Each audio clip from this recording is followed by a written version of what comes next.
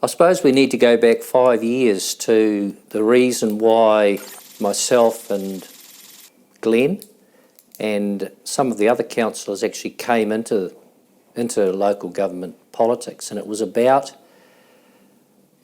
the council of the day almost self-destructing before our eyes. There just didn't seem to be any harmony in council, and I didn't really have much of an idea about what community empowerment and community board looked like. All I knew was that things weren't working here at Thames. And when we came in here, we realised that it had been very much centralised, that the power of the community and the community boards had been taken away, and everything was operating out of a central headquarters. And that wasn't functioning well, with meetings being adjourned for lack of quorum and personalities getting in the way instead of issues. So when we came in, it was very much on the back of Glenn's desire to empower the communities again, to lift the community boards back up so that local people were making local decisions. It's always in the past been, we do what we want and the end user just accepts what we've built.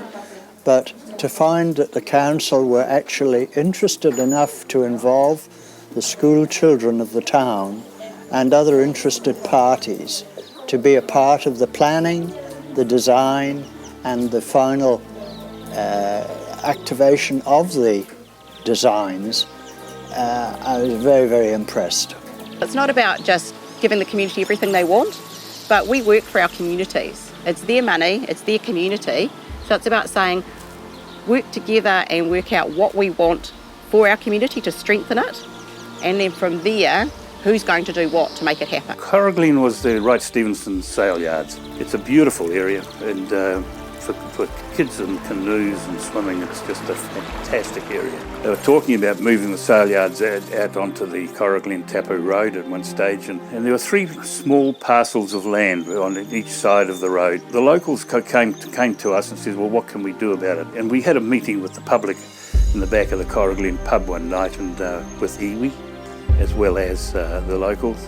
For a very little amount of money, under 6 figures, we were able to develop the whole of that area there, and that was nothing but positive. The whole thing was positive right from the word go. We have been able to make quicker, more accurate decisions on the usage of reserves, especially things which are out of the ordinary. And so that's been our drive for the last 5 years, and we've come a long way in that time. And it has been a huge commitment for the councillors, for the community boards and for the communities, because there has to be total buy-in by everybody. You get things done right the first time.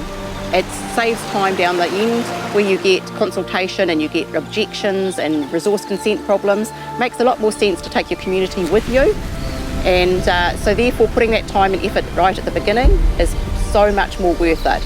And I think it is important to be seen as an elected member sitting down and talking with your community, that you're not somebody sitting in an ivory tower making decisions. You're sitting in their community hall, in their cafe, having a chat with them about what we're going to do together.